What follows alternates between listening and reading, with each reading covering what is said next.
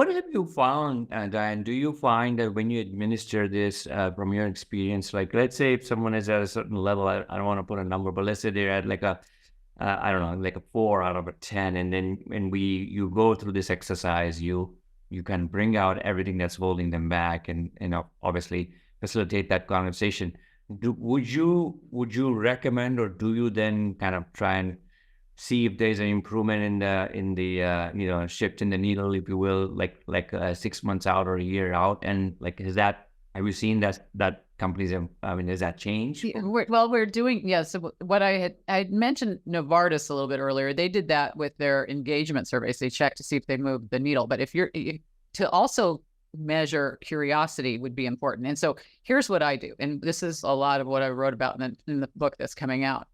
Is there's a free assessment out there called from Kashdan, Kashdan, and Todd Kashdan. It's just 25 questions to tell if you're curious or not, right? Your level. So that's what you're talking about, is your curiosity level, right? If you give that, and then you do the curiosity training, like I'm talking about with the Curiosity Code Index, then you get all the ways to fix the curiosity. So it's giving you a rating, but it's telling you in terms of what's inhibiting you. It's not telling you how curious you are, right? Okay, got it. So then you would give Kashdan's later to judge if there's where the needle's moved. And that's how you would do it. And that's what companies need to start doing more of, because we don't have the data out there. We have companies like Novartis who have checked it with engagement, right? But they don't publish it necessarily. And most companies are doing these kinds of things. They're measuring things, but they're not publishing it. And that's what I was hoping we'll get more of. But that's what I recommend. You take your level, you do the Curiosity Code Index and that kind of training, and you take another level. And yes, 6 months, a year would be good. And within that, you'd have to have all these, your goals and all these things that you're measuring that you're going along with. I also recommend correlating that with engagement, innovation, anything other kind of measurements that you're trying to improve. If you're trying to improve, leadership or collaboration or whatever. And so one of the chapters in my book is, this is the metrics. This is how you'd measure it. This is what you would do. This is what the timeline looks like. This is the slides to introduce this. This is the whole thing. So I put the whole thing in there because I can't train everybody. And I was getting so many people, and I'm like, I'm just going to put it in a big book so that everybody has it. So that's what I'm working on right now. Excellent. So I want to come to that for you to please share some more information on your past books and the upcoming book. But before that, one last question.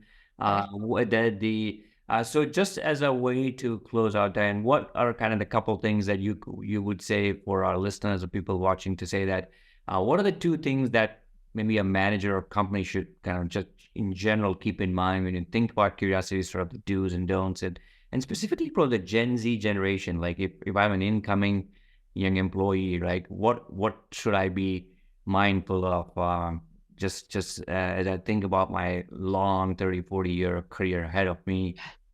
Because they're going to see much more of technology and many more things that perhaps that generation and the upcoming generations may see. So just kind of do's and don'ts, if you will, on one on the company side, the other on the Gen Z side. Well, I think that it's really important to hire people who are curious, and you know a lot about that in the hiring process. But let's suppose you don't have that control. You can inspire curiosity in the people you have. And a lot of that is through developing empathy. And if you're anybody listening to this, that's one of the most critical things you can do, that curiosity will help you to do.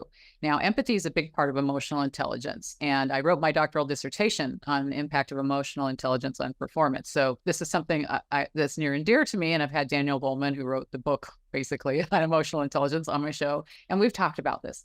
But when you develop empathy, that's my ability to feel what you're feeling, to understand it from your perspective, right? And if I don't do that, I run the risk of being just so ineffective. I'm going to have people who are frustrated.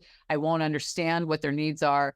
And especially if you're in sales, if you are calling on somebody, you don't know what features and benefits to even share with them because you don't know what their pain points are. There's no more important soft skill maybe to develop than empathy. And the one way you can get that is through developing your sense of curiosity. So if you get new people that are working for you, I recommend taking a page out of Doug Conant's book, who turned around things at Campbell Soup.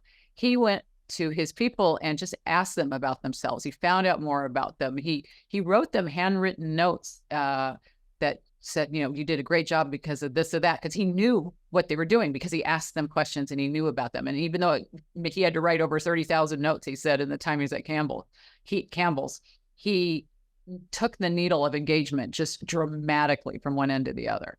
And so if you have engaged employees, that's like the gold right there. You have the ability to, you're reducing your losses by so much, and productivity is increased dramatically, and everybody's happier, right? And Sure. as a leader, no matter what generation you are, Gen Z or above, you want people who love what they're doing. So look for what people love and find out where they're best aligned. Don't just assume that this is what they should do or are best at doing. Find out more, and you might find that you can cross-pollinate people throughout different areas within the company, and you're avoiding silos. You're avoiding a lot of things by doing that. Yeah. No, What was the other half of that question? Yeah. So the other half was more for the data, but I really like that. It's a really good tip or insight on what should companies do, hiring process, be empathetic, and so on. So the other one is on the flip side for incoming Gen Z that says, hey, if I'm coming in, like, what's some words of advice or that's kind of the do's and don'ts? Yeah. Well, if you're I may already think that I'm very curious, or my curiosity is solved by Google.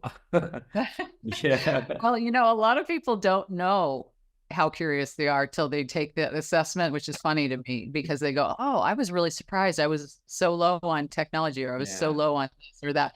I think it's self-awareness of finding out what you don't know. And so when you're coming in, you might think you know more than your boss does, or you know more about this, or you don't know something. But sometimes you need to get 360-degree feedback from other people. And I think having a mentorship of sorts is so important, no matter what level you're in. And if you don't be the smartest person you know. That's the worst mistake you can make. Surround yourself with people. That's why I'm here on your show, because you're so smart, see? And so I want to surround myself with people who know more than I do, or know different things than I do, and find mentors who will help you. I serve as a global mentor on the Global Mentor Network, and I work for a lot of different companies that I just joined in with this Oprah's Owls group that's associated with Herondor's Association. So, I get into these groups where I can help mentor people, because I think that I can offer some insight, right? But I have to have a mentor too. Yeah. I need to have people who know what I don't know. So you might think you know a lot, or you might not know a lot, but if you can help others with the stuff you do know and be a mentor to them, and also seek mentorship from those who know more than you do in another area.